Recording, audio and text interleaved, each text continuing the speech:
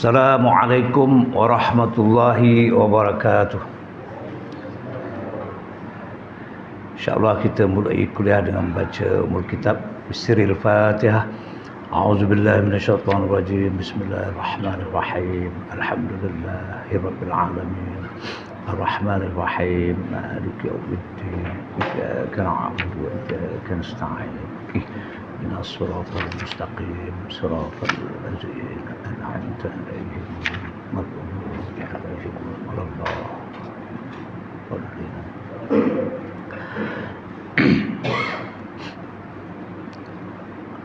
Alhamdulillahirabbil alamin wassalatu wassalamu ala asyrafil anbiya'i wal mursalin wa ala alihi wa sahbihi ajma'in.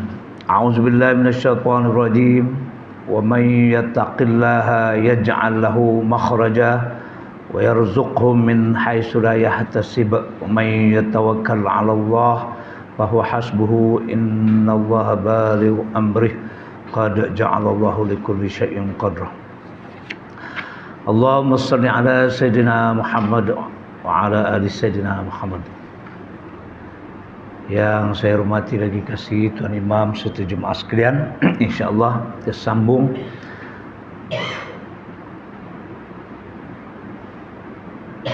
pembacaan kita berkaitan dengan sahabat Rasulullah sallallahu alaihi wasallam, iaitu Majza'a bin Thawr As-Sadusi. Kita berpegang kepada pendapat yang ramai bahawa beliau adalah sahabat sahabat Rasulullah, sebab ada yang kata tabi'in. Kita sambung muka surat 161.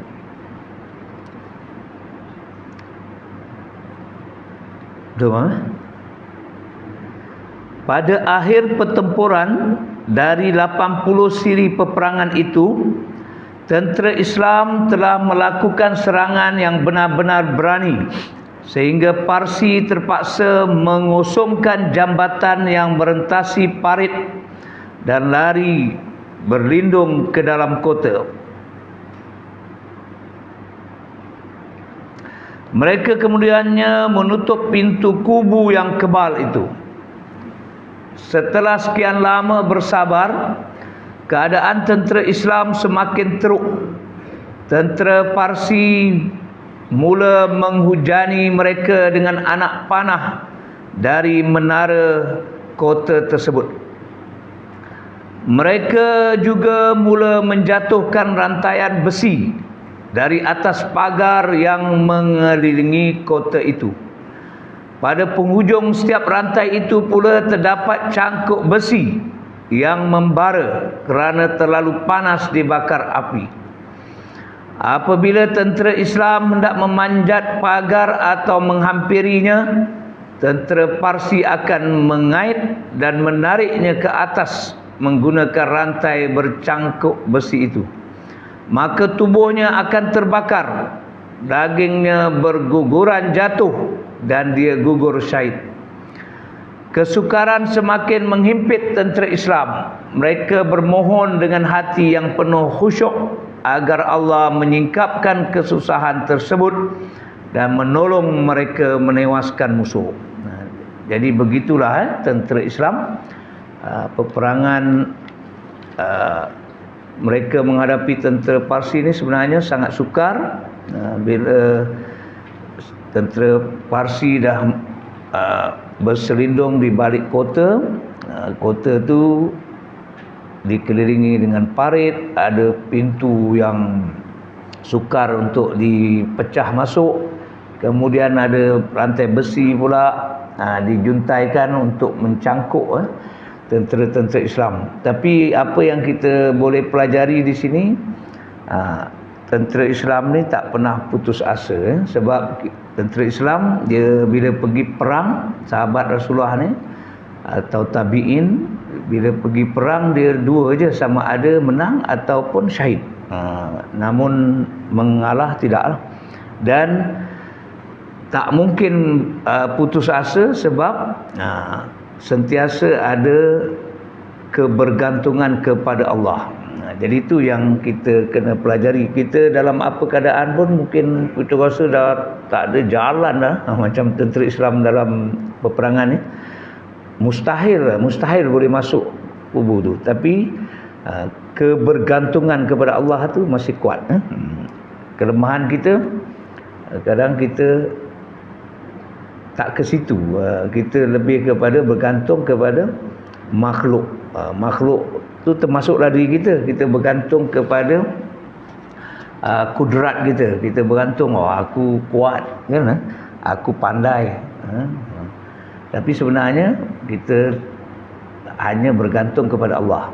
Itu sebab ada orang dia sombong bila dia kuat, bila dia pandai, bila dia kaya, sebab dia bergantung kepada diri dia. Tapi kalau walaupun dia kuat, dia kaya, dia pandai, tapi dia tak pernah bergantung kepada diri dia tu, insya-Allah dia tak sombong.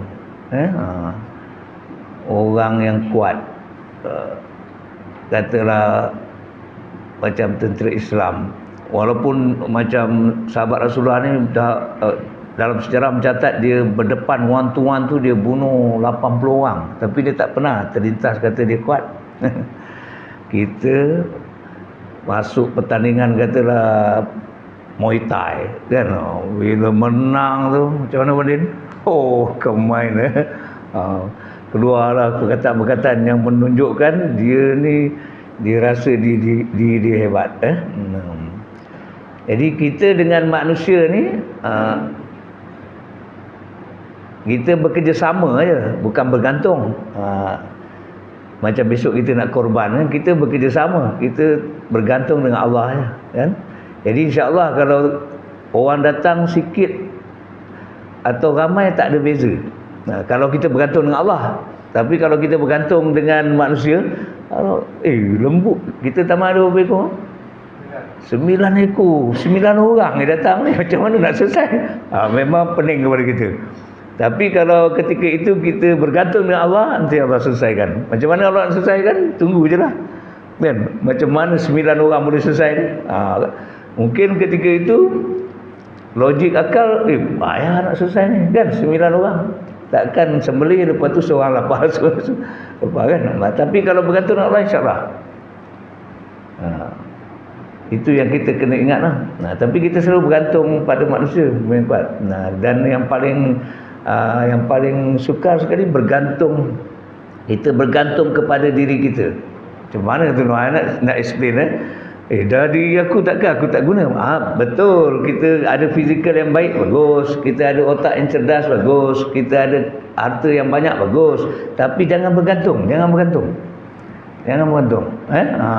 Nanti kalau kita bergantung kepada benda-benda ni semua, kita menderita. Sebab benda ni tak boleh tolong kita. Yang boleh tolong kita hanya Allah. Jadi kita bergantung kepada Allah saja. Itu yang kata tawakal. Kita belajar tawakal, tapi nak sampai ke tawakal tu kadang-kadang sampai, kadang-kadang tak sampai. Orang tawakal ni dia tak bergantung kepada diri dia, tapi dia gunakanlah kudrat dia. Dia guna otak dia guna kekayaan dia, tapi dia tak bergantung. Dia tak bergantung. Berapa ramai orang bergantung kepada benda-benda ni semua, diri dia dan sebagainya. Akhirnya dia pergi Mekah, nak pergi Masjidil Haram pun tak boleh. Sebab kan dia bergantung kepada diri. Tapi kalau dia bergantung kepada Allah, orang tengok macam tak menasabah dia tiap waktu boleh semayang dekat Masjidil Haram, tapi sampai dia. Yang tadi yang sihat tu tak sampai-sampai. Tak sampai-sampai. Yang kursi roda tu sampai. Kalau nak pergi yang kursi roda tu mungkin pergi pagi, malam mungkin tak boleh kan. Saya pernah tengok masa tu kami duduk tu kat hotel daki bukit. Tak menasabah lah. Yang duduk atas kursi roda tu mak dia. Dan alhamdulillah lah, semangat kan. Yang tukang tolak anak dia tu. Tapi ada je dia. Kita nak pergi masjid dia ada, kita balik masjid dia ada. Kalau fikir mana budak ni ambil tenaga nak tolak mak dia tu, bukan cara-cara. Dan saya ditakdirkan dapat sekali dah peluang tolak mak dia tu, sebab nak tengok dia macam dah tak larat tolak. Boleh tahan juga. Kita sekali je, dia tiap-tiap hari, pagi, petang, malam. Tapi kita yakin. Kalau bergantung dengan Allah, insya-Allah, insya-Allah. Jadi kita belajar daripada sahabat tabi'in ini, mereka tidak pernah bergantung kepada diri mereka, tak pernah bergantung kepada makhluk dan sebagainya. Tapi dia usahakanlah. Baik. Itu sambung. Sedang Abu Musa al-Ash'ari asyik memerhatikan pagar Tustar yang tersergam itu dalam keadaan buntu dan tiada harapan memasukinya. Tak kena nada suara itu. Dalam keadaan buntu dan tiada harapan memasukinya, tiba-tiba terpacak sebatang anak panah di hadapannya. Kena ke Abu Musa. Ia dilontarkan ke arahnya dari atas pagar kota itu. Beliau mengamati anak panah itu. Rupa-rupanya padanya terdapat mesej yang menyebutkan, "Wahai tentera Islam, sesungguhnya saya percaya kepada kamu. Sesungguhnya saya meminta keamanan daripada kamu untuk diri, harta, keluarga dan pengikut saya. Saya akan tunjukkan kepada kamu tempat untuk kamu memasuki bandar." Itu kata, bila dia bertawakal, bergantung, sentiasa ingat pertolongan Allah tu, Allah hantar pertolongan dari dalam. Musuh bagi maklumat, musuh bagi maklumat. Itu semua tak boleh nak logikkan dengan akal. Tiba-tiba ada musuh panah bagi maklumat. Maklumat macam mana nak masuk, macam mana nak masuk. Susah nak masuk tu. Kalau kita baca lagi, sempat habis. Lalu Abu Musa menulis surat jaminan keamanan untuk pemilik anak panah itu. Dia balas pula tu. Beliau memanah kembali anak panah itu kepadanya bersama-sama surat tersebut. Tak boleh kita nak fikir macam mana ni, ramai dalam tu. Macam mana nak pasti anak panah yang bawa mesej tu sampaikan orang yang betul. Allah tak lain melainkan dengan pertolongan Allah. Memang Allah tolong, memang Allah tolong. Bila Allah tolong ni, kun fayakun lah. Lelaki itu mempercayai jaminan keamanan yang diberikan oleh tentera Islam. Mereka memang dikenali dengan sikap benar dan setia terhadap janji. Ini yang kita tak ada ni. Dalam kegelapan malam, dia menyelinap keluar menemui mereka. Dia mendedahkan identiti dirinya yang sebenar kepada Abu Musa. Orang ni keluar, beritahu. Sebab dia percaya dekat kita, dekat tentera Islam ni. Itu yang kita tak ada tu. Kita Islam, kita kata kita Islam, kita kata beriman.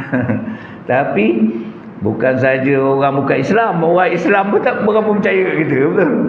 Kata betul ke Pak Haji ni kan? Bukan boleh harap ni, pakai serban, pakai jubah ni, itu masalah. Itu masalah. Itu yang tak ada pada kita tu. Tapi benda ni bukan boleh buat-buat, tuan-tuan. Bukan boleh buat. Maknanya bila Allah campakkan kepercayaan tu pada hati seseorang, selesai masalah. Nak membolak-balikkan hati manusia ni di luar kuasa kita. Itu semua kuasa Allah. Jadi apa yang kita boleh usahakan, kita beramal dengan ilmu yang benar, tepat, jelas. Lepas tu jaga akhlak kita, insya-Allah ada bantuan. Ada bantuan. Kalau kita cerita akhir zaman ni, memang akhir zaman dah. Ustaz Akmal pun dah habis dah kitab hadis akhir zaman dekat Masjid Sultan Ibrahim. Nak tukar kitab lain pula, Sirah 25 Rasul. Tapi kita dah khatam kitab tu. Saya tengok catatan Ustaz Akmal ajar kitab tu 2018, 2026 baru 8 tahun. 8 tahun. Kalau setiap hadis tu kita beramal, memang dah jadi wali dah ni. Wali. Tapi kita jadi wali nikah. Saya dah 3 kali jadi wali nikah. Wali ni sebenarnya orang bertakwa. Wali, kekasih Allah, orang bertakwa.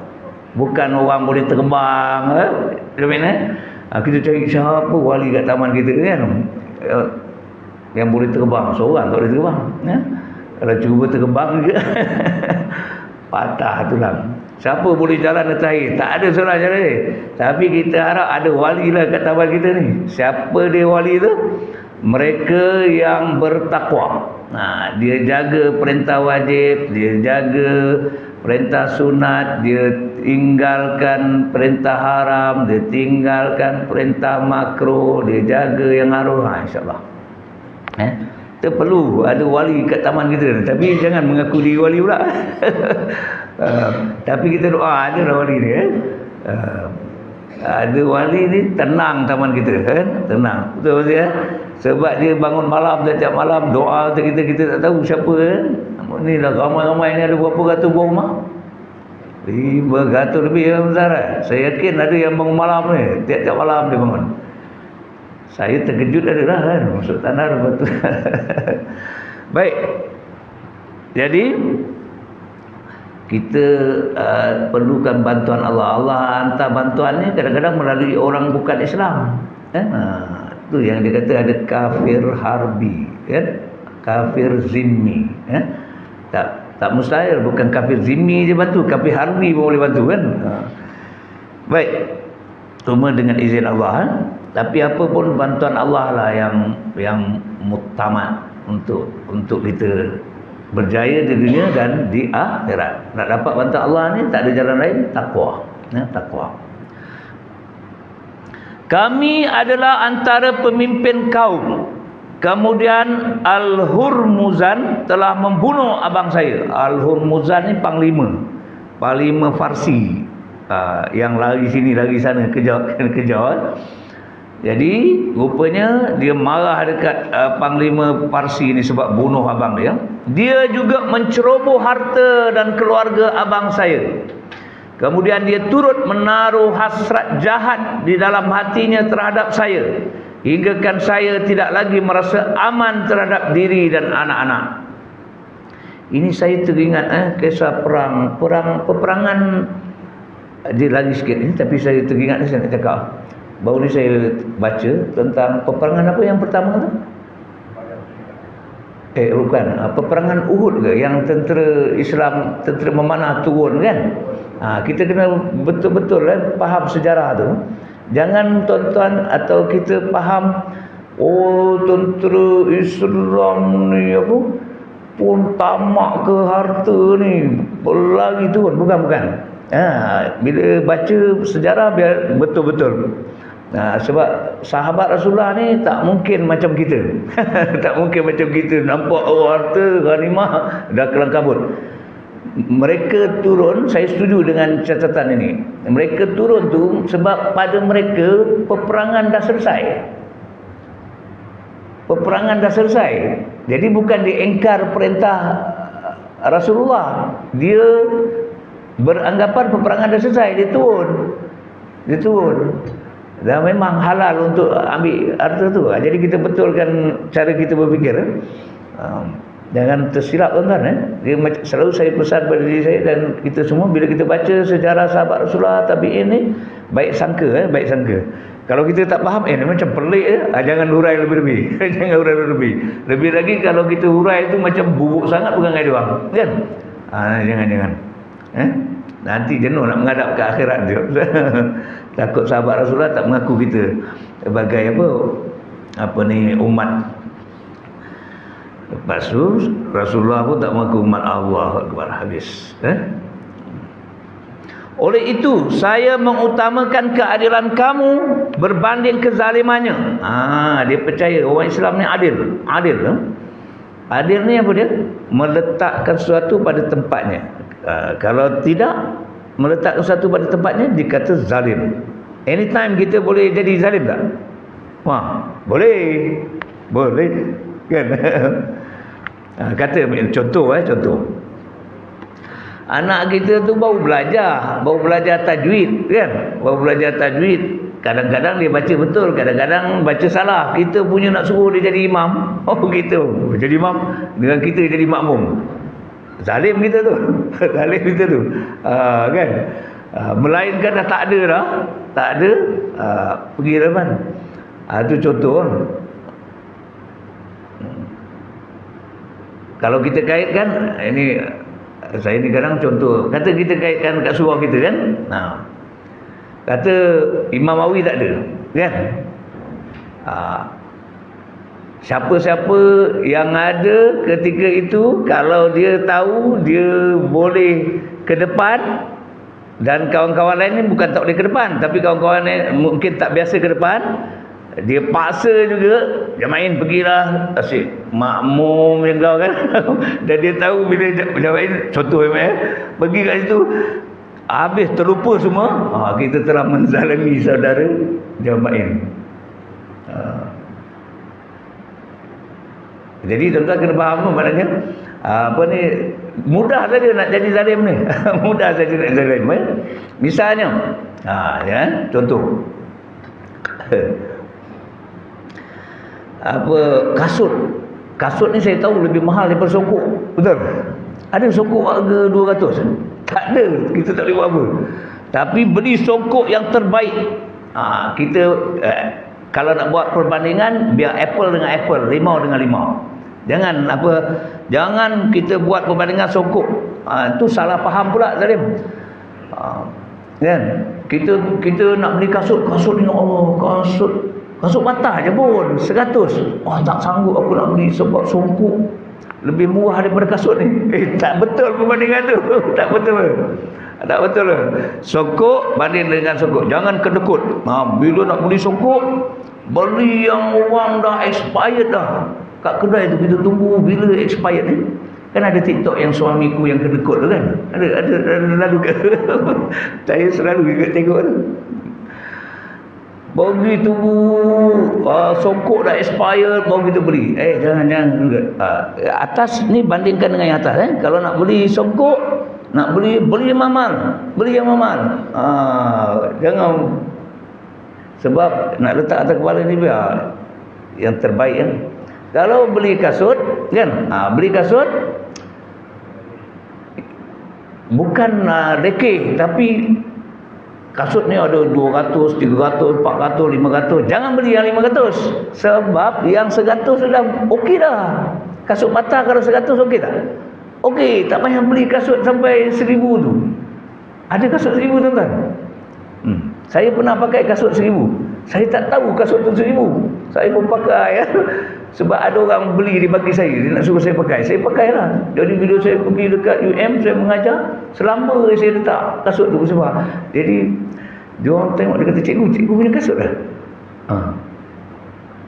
Selama cikgu letak, apa? Mahal tu. Berapa kasut saya tu 1000 lebih. Bagus, saya tak tahu. Kan? Memang saya tak tahu. Jadi tapi saya tak beli, orang belikan. Mudah-mudahan selamatlah. Tapi kalau saya beli itu zalim tu. Sebab kasut cukup lah. Tapi ada je orang beli kan. Basikal. Kalau Azizul tak apalah, basikal dia 10,000. Kita pun jadah je nak beli basikal macam Azizul tu. Ada orang dia punya minat nak kayu basikal itu sampai lebih mahal daripada motosikal. Zalim tu. Jadi kalau zalim ni bahaya. Kita mesti berlaku adil. Orang yang tak adil ni atau zalim ni silap-silap ke neraka begini. Misalnya kitab. Ni kat rumah kita dia ada rak kan. Rak atas, ketiga, keempat. Baik tuan, jangan Quran rak paling bawah, ke atas tusuk ke bawah. Ataupun majalah wanita. Jawab engkau kat akhirat tu. Kan? Jawab. Jadi susun tu dulu. Atas sekali Quran, lepas tu kitab-kitab mungkin kitab tafsir, kitab hadis. Bawah tu barulah Nobel. Ini bukan main. Nobel tu sebab dia letak ke atas. Quran bawah. Jawab zalim. Jadi jangan jadi orang zalim. Jadi kita ingat zalim ni pemerintah ya, tak, kita pun boleh jadi orang zalim. Boleh jadi orang zalim. Baik. Jadi kalau kita orang yang adil, orang bukan Islam pun percaya kita. Insya-Allah. Saya yakin Islam akan kembali menerajui negara ke dunia, tapi syarat tu kita tak penuhi lagi, kan? Syarat adil, syarat takwa bila ada tu, mungkin tak perlu pilihan raya, tiba-tiba kita jadi Perdana Menteri Malaysia. Sebab kita semua yang Islam semua dah adil. Kata saya tak ni semua orang pilih. Tak usah tuan. Saya tak percaya kita Islam akan kembali gilang gemilang melalui pilihan raya demokrasi. Tak mungkin, tak mungkin. Tak mungkin. Dia akan kembali gilang gemilang cara dia lah. Cara Allah. Bukan cara demokrasi ni. Cara demokrasi ni lah dia. Budak 18 tahun ni. Parlimen Mayat Tanah. Tak apa, cakap sikit. Parlimen Mayat Tanah ni pilihan raya akan datang. Setakat berakhir 30 April, jumlah pengundi yang baru dah 20,000. Makna dulu 50,000, sekarang dah jadi 70,000. Dia naik ni, tiap-tiap hari naik. Umur 18 tahun secara otomatik. Budak umur 18, 19, 20, 21, 22. Undi kali pertama. Kan? Ikut dia je. Dan tak mungkin dapat maknanya Islam nak dapat balik apa kepimpinan dunia ni dia cara Islam. Ada hadis tu. Asalnya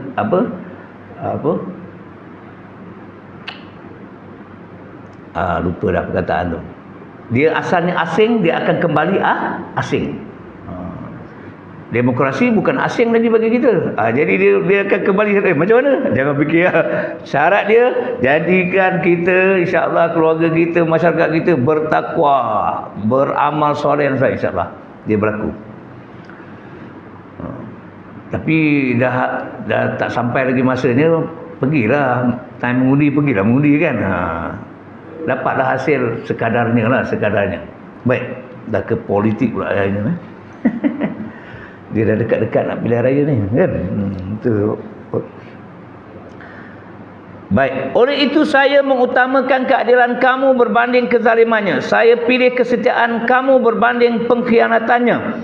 Saya telah bertekad menunjukkan kepada kamu jalan rahsia yang dapat kamu lalui untuk ke Tustar. Ada jalan rahsia. Berikan kepada saya seorang yang berani, bijak dan dia mahir berenang, supaya saya dapat tunjukkan jalan kepadanya. Ini yang kata hadis Rasulullah tu. Kita hadis Rasulullah yang kita nak orang kita ni kira dari segi fizikalnya pun sehat, kuat, daripada pemikirannya pun cerdas, tajam. Sebab dalam peperangan ni, kalau nak masuk kota tu mesti ada orang yang ada kriteria macam ni. Dari segi fizikal boleh berenang, boleh macam seolah-olah sekarang ni triathlon mula-mula berenang, lepas berenang kayu bersikal, macam tu. Tapi yang menang-menang triathlon tu belum tentu kalau perang boleh tu kan. Itu si berenang tu ada pengiring dia, betul. Yang kayu basikal pun ada ambulans kejar. Ini betul-betul ni sahabat Rasulullah ni, dia akan pergi Solo. Tengok dia masuk. Abu Musa al-Ash'ari segera memanggil Majza'a bin Thawr as-Sadusi. Beliau berbisik kepada dia. Tengok bila kita baca sejarah ni kepimpinan Islam, dia dah tahu dah tentera Islam ni, yang ni apa kelebihan dia apa kekuatan dia. Mana bila nak je dia tahu petik lah. Macam kita kalau kat taman ni yang cantik ni, kita dah tahu dah bila kata berlaku sesuatu, ini dipanggil Bang Ali. Kalau bab laut, Bang Ali atau Noah kan. Dia tahu air ni boleh masuk ke tidak, tak boleh masuk. Jangan panggil saya. Saya pergi dari pantai tu, saya nampak air je lah. Saya tak faham apa pun ombak tu. Tapi Bang Ali faham kan. Ombak ni, ni air ni. Saya tak ada. Tak tengok air laut lah. Air sungai kan. Jadi kita kalau boleh, dah tahu dah dalam taman ni, kalau bab ni dia ni, kalau bab ni dia ni. Jangan salah pilih. InsyaAllah selesai. Kalau kata besok korban nak sembelih, selain daripada Imawi, siapa boleh sembelih? Jangan mengada-ngada nak cuba sembelih kan. Sembelih ayam pun tak pernah. Tiba-tiba nak sembelih lembu. Kalau belum pernah sembelih lembu, belajar dulu sembelih kambing. Dah boleh sembelih kambing maknanya baru sembelih lembu.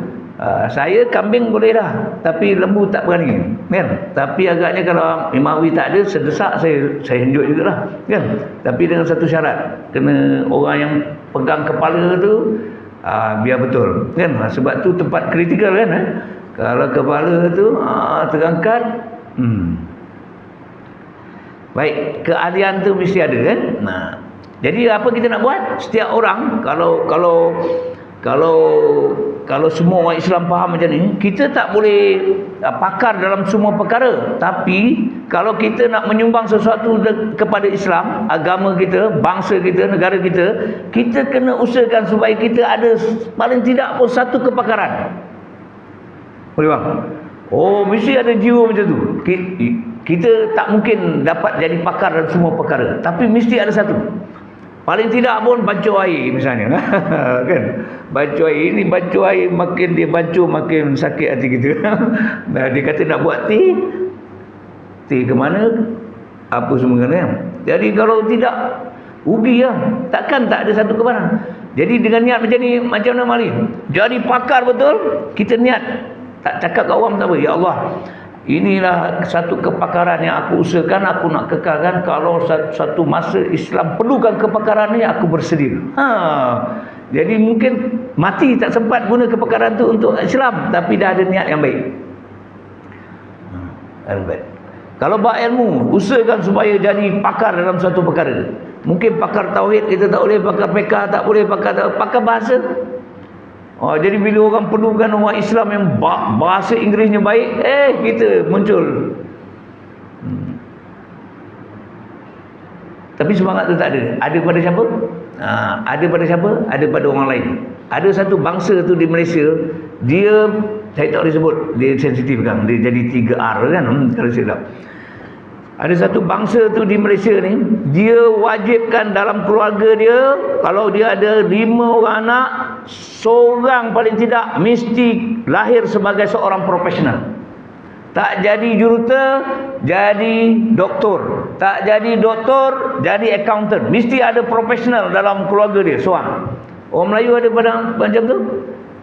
Tak ada. Dia target. Setiap tu sebab bila kita tengok, keluarga dia orang ni ada je. Kalau tak ada doktor, ada engineer. Kalau tak ada engineer, ada tu. Saya sebutlah bangsa India. Kan? Bangsa India ada. Dulu doktor kan banyak orang India je. Betul? India. Lepas tu, dia ada apa? Dia ada lawyer. Betul? Tapi mesti, dia punya prinsip dalam satu keluarga mesti ada seorang profesional. Kita tak ada kan, jadi budak ni belajar sudah kan, jadi tak target kan? Jadi kita ni macam ni, saya bercakap ni mengingat diri kita, adik kita semua. Mereka ni yang saya tahulah, kalau ada seorang dalam keluarga tu mampu jadi doktor misalnya, tapi keluarga tu tak mampu nak tanggung, dia berpakat-pakat hantar. Kita ni, kalau orang Melayu ni, yang saya pernah jumpa orang Kelantan. Orang Kelantan, kalau dia tahu anak akak dia, anak abang dia ni pandai, dia support biar jadi seorang ni.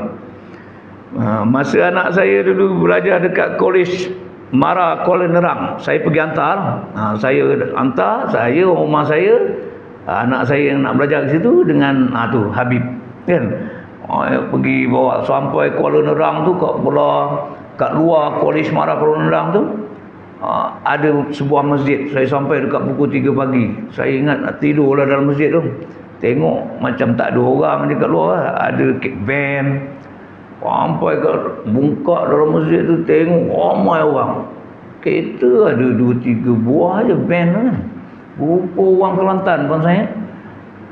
Yang nak pergi belajar seorang, satu van tu. Siapa? Ingat mak, adik-beradik, rupa sepupu apa semua bagi support moral. Kita kau nak belajar, anak kau nak belajar, pandailah kau. Siapa suruh beranak ramai-ramai? Kan? Tu salah kita kan. Kan? Jadi semangat tu, saya puji kawan-kawan di Kelantan, dia punya. Tapi kita kadang negatif dengan kawan-kawan kita yang Kelantan, kita orang demo. Tapi memang dia punya tu sangat kuat. Baik. Jadi mesti ada orang pakar. Jadi carikan untuk saya seorang lelaki dari kaummu yang bijak, cekap dan tahu berenang. Majza'a memohon, Tuan Panglima, biarlah saya yang lakukan. Ni satu lagi kita kena belajar sejarah. Ni bukan sombong, ni bukan membangkit diri. Kalau kita tahu kita memang orangnya, angkat tangan. Jangan duduk. Pergi ke Pak? Saya tak pandai, saya tak lampau tu. Memang kau pandai, pergi je lah. Itu bukan sombong. Itu adil lah tu. Memang kita pandai. Kalau kata saya pengalaman saya lah, saya pindah Politeknik Shah Alam dulu. Mula-mula je saya pindah, saya jumpa bos-bos saya. Saya kata, bos, saya punya bidang kepakaran ni. Kalau perlukan khidmat saya dalam bidang tu, bagi saya notis 5 minit pun saya terima. Macam sombong lah. Tapi Allah uji satu hari forum perdana dianjurkan di Politeknik Shah Alam tu, melibatkan Majlis Bandaraya Shah Alam, Majlis Bandaraya PBD semua, besar lah. Ada dipanggil seorang doktor selebriti, bukan doktor perubatan, dia PhD. Lepas tu dia panggil pegawai kanan polis daripada Bukit Aman, profesor daripada UPM, dan dia panggil seorang moderator. Moderator tu selebriti. Tunggu patut mula pukul 8, tak boleh mula sebab salah seorang panel tu yang doktor tadi, selebriti, tak sampai-sampai. 8.30 tak sampai, 8.45 tak sampai. Orang besar-besar ni dia bukan boleh duduk lama atas kursi tu, panas. Kan? Jadi dia dah panas, dia toleh, bangkitlah orang kaya Petaling. Dia terus ke belakang, jumpa bos saya. Dia kata, PSA must settle this problem now. We must start the program now. Tahu kan? Jadi timbalan pengarah saya pun dia toleh kat saya. Dia kata, cikgu kena ganti. Sebab saya pernah cakap, bidang itu bidang saya. Kalau tak ada orang bagi tahu saya 5 minit.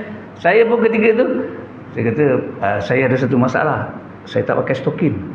Dia kata, jom kita masuk bilik, pakai stokin saya. Jadi dia buka stokin dia, saya pun sarung, panggil semua yang dah ada tu. Okey, sekarang terus bertukar. Yang moderator tu, selebriti tu, dia jadi panel, saya kena jadi moderator. Saya tanya moderator tu, yang sepatutnya saya kata, mana soalan nak tanya panel? Dia kata, soalan tak ada. Dia spontannya. Ujian kedua. Betul. Lepas tu kita ada 5 minit saja untuk naik pentas. Saya pun start lah sebagai moderator.